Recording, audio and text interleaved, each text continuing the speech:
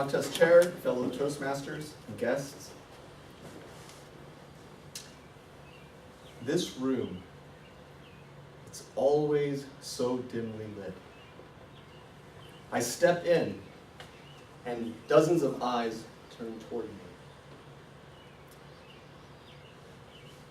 Some of them are drugged, the ones that resist. The rest seem resigned, especially the young ones. There's always so many young ones. Do they know what's happening? Do they understand? I can't think of that right now. I have work to do. So I put on my gown. I slip on latex gloves for my own protection, I suppose. My assistant is here now, and we begin. 2 hours later, and we are done. Lifeless bodies are scattered all around us. The stench of death is overwhelming. I never get used to it. The scene I've just described is not from a bygone era, nor from a war-torn country far away. It happened right here in the US just a few years ago.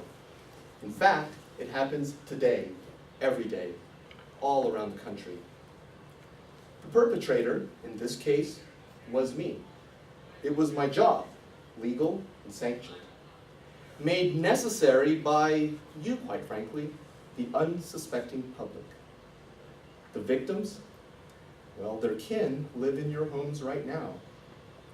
They are the legion of unwanted companion animals.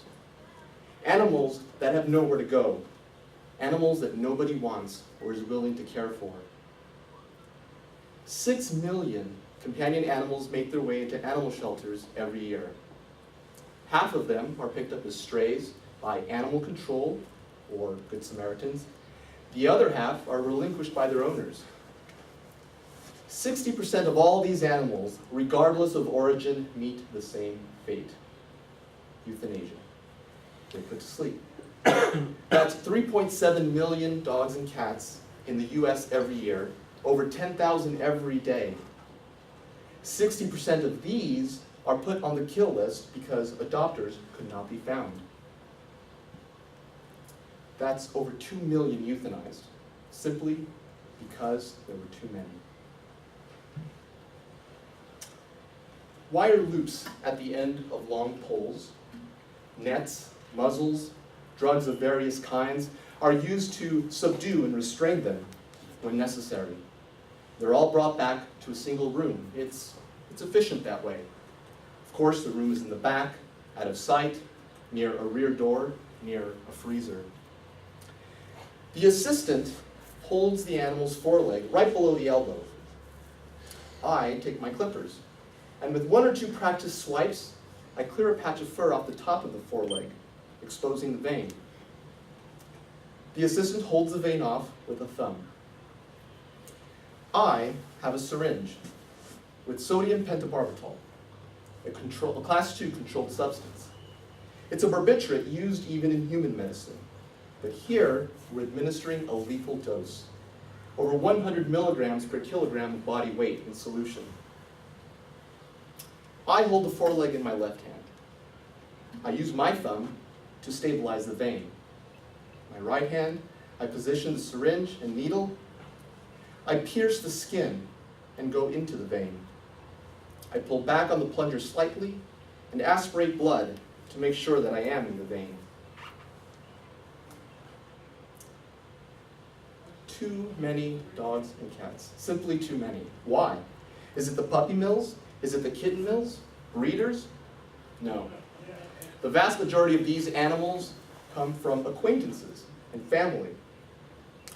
Fluffy got pregnant before you could spay her. No worries, you'll find homes for them all. Yes, perhaps you will. But for every dog or cat that you don't want or can't keep, but you're able to find a home for, that's one less home for another animal. Another perfectly adoptable, healthy, lovable companion animal. Just like this one in front of me right now. She's so sweet. Shiny brown coat, sparkling eyes. Her tail is even wagging. The assistant barely has to restrain her. I take her foreleg in my hand. She cocks her head and whimpers slightly at the needle's poke. She reaches out and licks my thumb as I push the plunger in. The sodium pentobarbital reaches the cerebral cortex in under 2 seconds. She smacks her lips because she can already taste the chemical's bitterness in her mouth. I can actually smell it on her breath. She falls limp and unconscious in seconds. The barbiturate overdose puts her into a state of anesthesia, followed by apnea, which is cessation of breathing. Cardiac arrest follows within minutes, and she is gone. The vision of that room, it haunts me still today.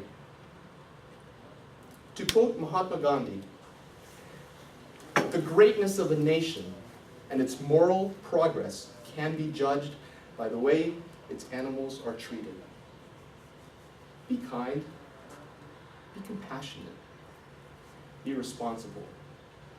Please, spay and neuter your animals. Mr. Contest Chair.